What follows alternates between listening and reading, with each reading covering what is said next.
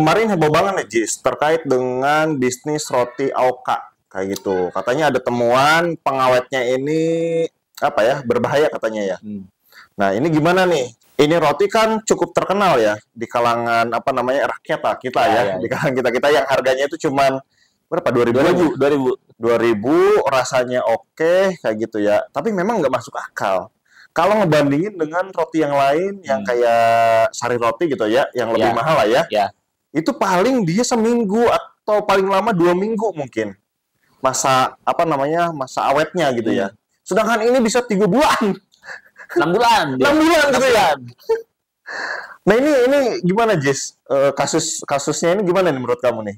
Ya jadi kita juga nyobain awal-awal dulu ya, dikasih ini waktu syuting itu. Anak yatim ya? Yang anak yatim. Ada tuh kita dapat roti Aoka nih katanya. Bawa aja pas dicobain. Wah, enak nih.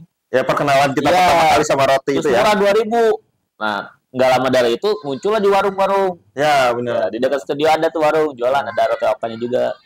Kalau kita sih nggak kadaluarsanya ya. Enggak, aku memang agak curiga sih Jis, cuman ya mungkin dia apa namanya punya teknik untuk mengawetkan mungkin gitu. Ya. Yang agak aneh juga sih. Cuman dari segi rasanya memang itu enak itu. Enak empuk ya. Ya. Nah, jadi kemarin tuh kalau dari berita yang dibaca ada kepala dinas. Nah, dia itu membimbing UMKM gitulah. Nah, si UMKM ini kalah sama Aoka bisnis rotinya. Terus ada dua tuh ketika Aoka naik, ada brand lagi satu lagi. Namanya Oko. Okay. Nah, saya sih curiganya si Oko memang dimirip-miripkan dengan Aoka. Ya, dimirip-miripkan dengan Aoka gitu. Aoka muncul, miriplah si Oko gitu. Tapi karena dia murah, enak, roti-roti UMKM sekitar jadi kalah. Terutama di itu kadaluarsanya. Iya, yang bikin babak belur usaha-usaha roti yang harganya murah-murah gitu juga. Ya. Itu pasti di kadaluarsa tuh. Bener, yang kadaluarsa itu roti yang biasa yang UMKM buat, yaitu bahkan nggak sampai seminggu udah kadaluarsa. Iya, paling banter juga seminggu lah ya. Iya. Nah, tiba-tiba si roti Aoka ini muncul, harganya mirip, murah, terus awet gitu. Nah, akhirnya si kepala dinas ini mencurigai si ini nih. Nah, dia bilang sih melakukan uji lab sendiri katanya. Entah ke lab kampus atau apa ya.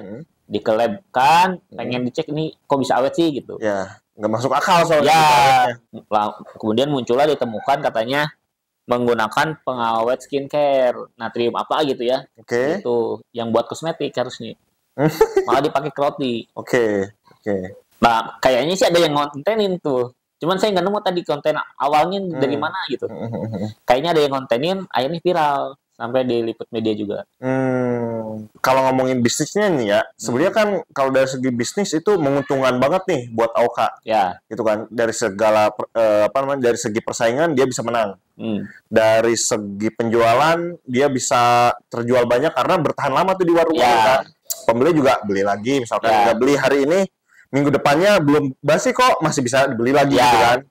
Itu dari segi bisnis bisa habis lah. Benar. Itu kan dibanding dengan produsen roti-roti yang nggak awet kayak gitu ya, cuman 1 minggu misalkan kayak gitu.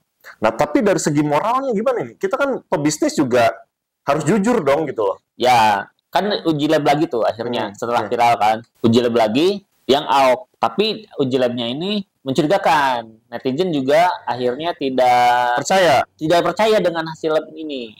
Lab yang ada pengawet skincare. Awalnya kan ada isu itu. Akhirnya sama BPOM dicek ulang. Oh, BPOM yang cek ulang. Hasilnya pas keluar, ternyata yang Aoka tidak mengandung bahan pengawet yang skincare. Tidak mengandung ya. Terus yang Oko mengandung. Yang Oko mengandung tuh. Ya, akhirnya yang Oko sama BPOM dicabut izinnya gitu. Yang Oko nih. Ya. Terus yang Aoka ini gimana? Nah, yang Aoka, cuma netizen tetap merasa, wah kayaknya BPOM nih ada permainan di dalamnya nih gitu. Masih. Masih. Ada hal yang bisa dicurigai lah ya. Karena teman-teman bisa lihat yang banyak lah yang ada dibahas Tempo di YouTube ya, dibahas Detik, itu pasti banyak yang komen testimoni tentang Aoka di situ. Nah, kita juga udah men-screenshot beberapa ya. Oke. Nanti ditampilin. Nah, yang merasa keanehan nih di Aoka nih.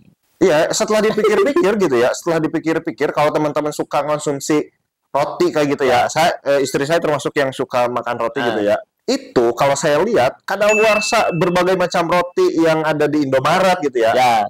Itu pasti hanya 1 minggu atau 2 minggu paling lama gitu. Apa namanya? Itu nggak masuk akal, bisa sampai 6 bulan itu nggak masuk akal gitu. Jadi ini contoh yang komen netizen ini.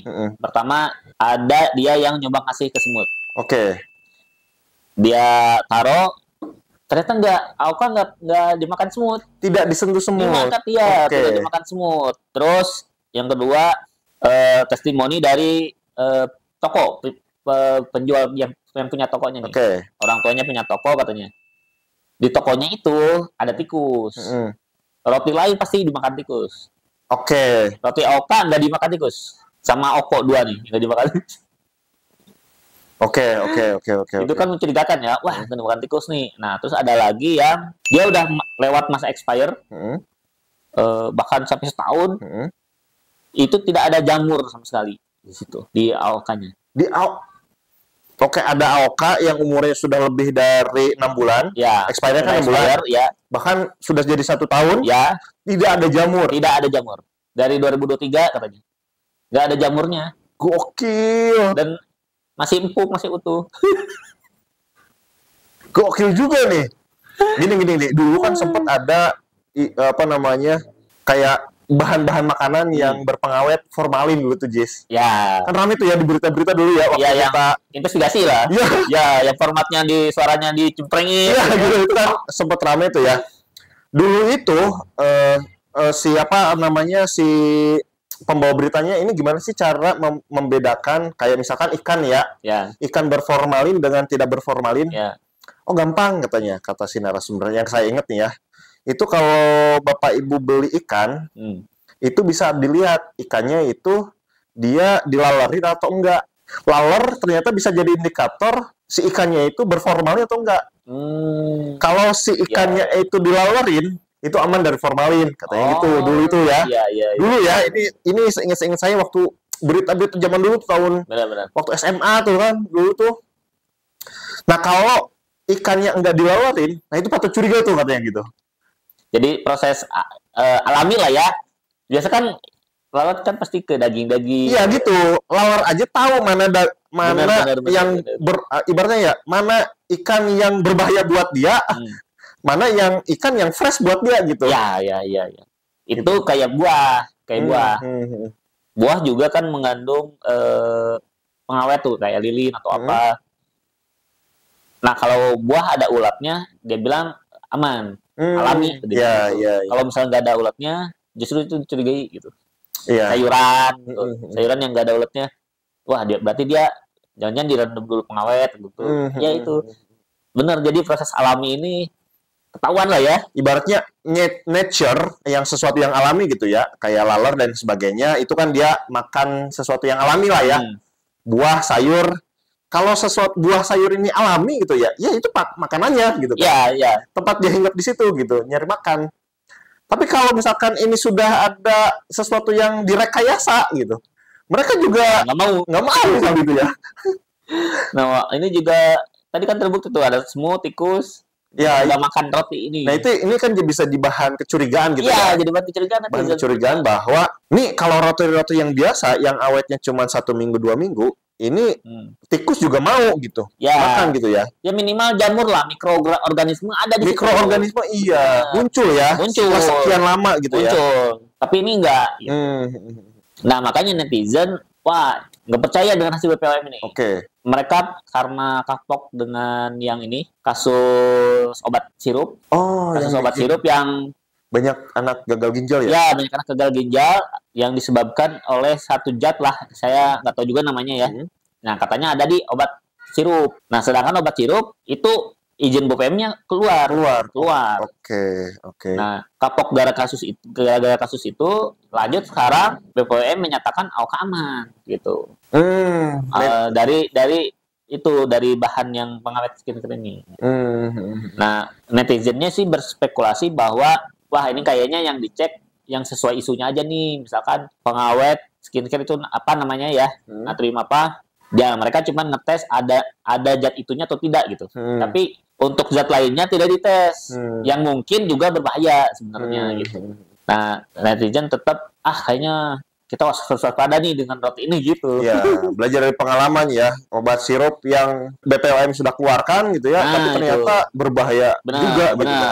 Menariknya nih setelah diusut-usut, AOK dan OKO ini memang dia produksinya, PT yang memproduksinya memang PT Indonesia. Sama, satu PT? Beda PT. Tapi ternyata pemodalnya Cina.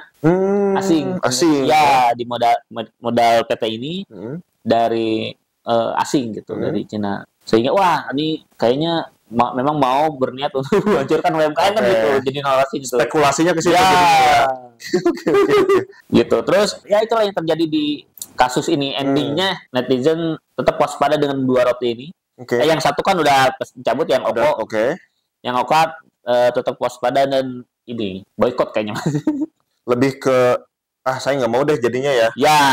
Ya, jadi beli roti lain kayaknya. Ya, soalnya saya juga udah beberapa kali beli, itu ya memang enak rotinya gitu. Enak sih, enak, lembut.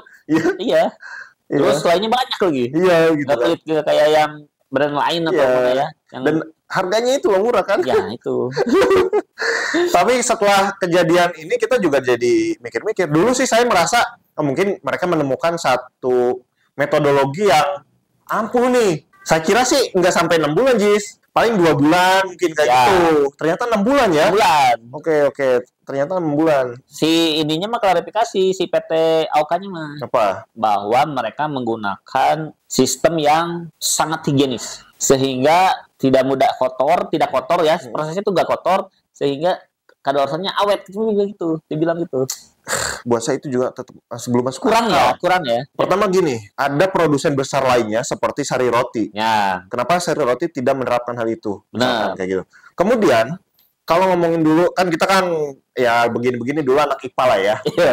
Belajar soal jamur lah. Ya. Di dalam apa namanya roti kemudian ada udara, mungkin nitrogen, ada oksigen dan lain sebagainya gitu ya. Pasti aja ya. Pasti aja ada bisa muncul mikroorganisme di situ. Gitu. Dan bungkusnya juga plastik, bukan aluminium foil. Kalau yang kita tahu kan plastik segimanapun ada pori-porinya tuh. Ya, gitu kan. Satu saat dikempes. Iya. Otomatis organisme yang sangat kecil tuh masuk. Iya, benar. Ya namanya juga mikroorganisme gitu kan. Iya. Sesuatu yang sangat kecil gitu. Dan sepengalaman kita gitu melihat memperhatikan perrotian gitu kan. Itu kalau cepat ya. Iya, gitu. Cepat banget kalau roti gitu. Ya itu klarifikasinya dia menggunakan teknologi yang bagus, dibilang gitu, bahan-bahannya bagus sama kebersihan dibilang. Ya tetap, tapi sih endingnya tetap orang curiga juga Angger. Benar. Ya itu sih apa namanya, perlu ada yang lebih independen lagi kayaknya. Memang yang buat ngecek itu mungkin ya. Ya memang agak susah sih kalau di Indonesia. Nah, kita selalu ada oknum ini masalahnya itu gara-gara kasusnya apa Vina Cirebon gitu kan. Yang ini saling ini. Itu jadi bingung nih. Ini gimana cara mengecek kebenarannya yang orang yang independen lagi gitu kan. Ya bahkan KPK lah. KPK yang katanya kan independen. Tetap aja gitu kan jadi bisa kebobolan ya. Iya, kebobolan KPK pun sama ada oknumnya. Kok KPK ada oknumnya? Wah, jadinya kan kacau juga gitu. Benar. Nah, ada lagi yang menarik nih dari kasus ini nih. Oke, apa tuh? Jadi, ya kita berbicara di luar bahan-bahan itulah. Seandainya benar nih, AOK aman. Ya, dia punya metodologi secanggih itu aman. Misalnya gitu ya. Secara brand, dia dirugikan oleh si OKO. Iya. Karena brandnya mirip namanya. Benar. AOK, OKO. Nah, secara pendengaran itu kan sama gitu. Terus dari segi desain juga mirip-mirip ya? Desain mirip. Mirip banget kan? Yang jelas kalau ngomongin soal bisnis kayak gitu ya, ini benar-benar bisnis si OKO ini mau meniru gitu. Meniru si OKO. Nah, dan ketika ada kasus, misalkan OKO pakai bahan pengawet, OK jadi kena juga gitu. Karena kemiripan ini. Ya, kalau ngomongin ini terlepas dari benar salahnya gitu ya. Tapi dilihat dari sisi brandnya gitu ya. Dari brandnya, makanya sangat penting punya legalitas gitu ya, legalitas, terus punya tim hukum lah di dalam bisnis.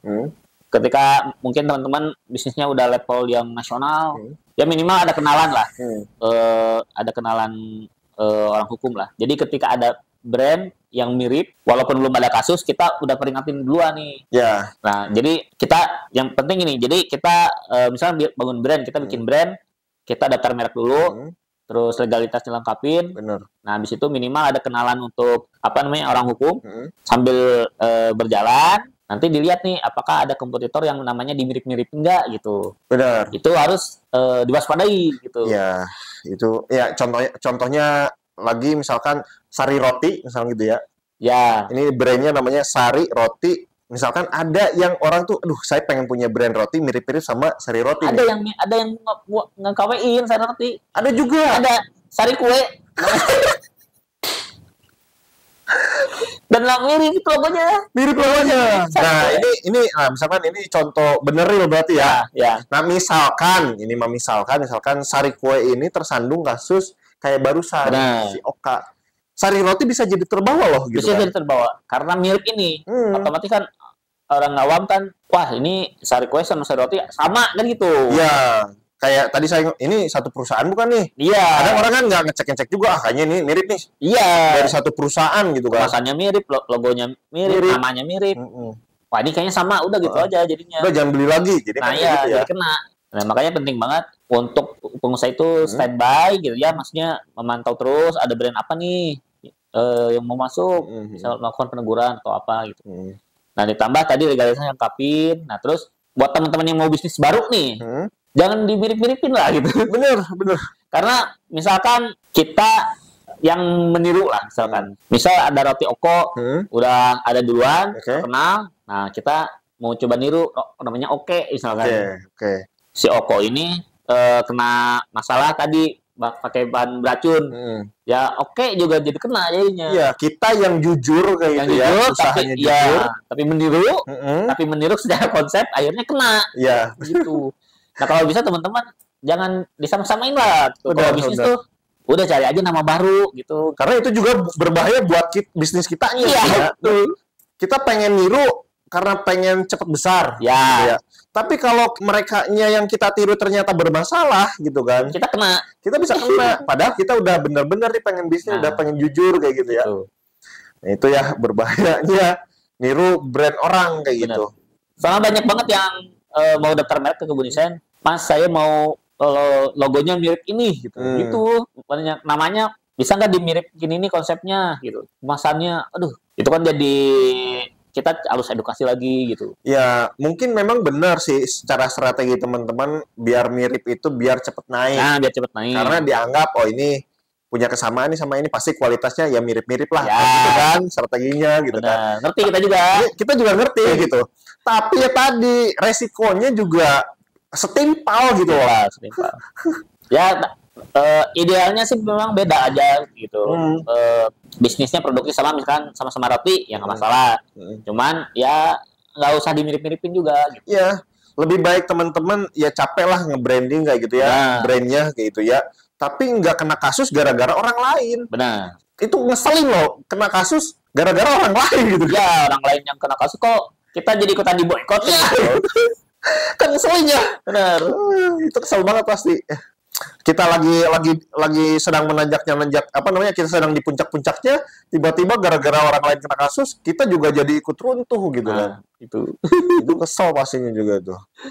Nah, gitu ya, teman-teman ya.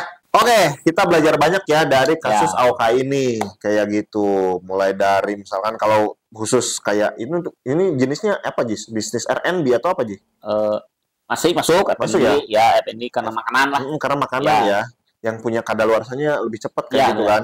Iya, sejujur mungkin lah gitu ya. Terkait dengan kadaluarsa itu dicantumkan karena semua orang nggak bisa makan yang kita sajikan gitu kan. Ada yang alergi. Bahkan kita harus sedetil mungkin lah kayak komposisinya mungkin kasih tahu gitu karena ya. Sekarang kan ada yang diet, ada yang diabetes gitu ya. Jadi harus dicantumkan benar. Benar. Toh lagian juga orang-orang kalau produknya teman-teman benar punya kualitas mah pasti dicari gitu kan. Kayak gitu ya teman-teman ya. Oke, kalau suka dengan video ini silahkan di like, di komen, juga di subscribe. Serta kalau misalkan Jis, teman-teman nih pengen tadi saya mah udah cerdas nih, nggak mau niru brand orang lain. Nah, gimana? Itu bisa teman-teman bisa bikin logonya yang bagus, yang beda juga. Itu bisa ke Kebun Desain. Iya. Terus desain kemasannya bisa ke Kebun Desain juga. Selain itu bisa juga sekalian daftar mereknya nih. Sekalian biar bisa menggugat dan aman lah secara merek gitu ya. Kalau ada niru. Benar. Kita juga membuka jasa membantu pendaftaran merek, bikin NIB, bikin PT perorangan gitu. Nah, itu bisa langsung WA ke nomor yang ada di bawah atau di deskripsi ada. Nah, gitu ya teman-teman ya. Oke, thank you. Sampai jumpa di video kita selanjutnya. Bye-bye.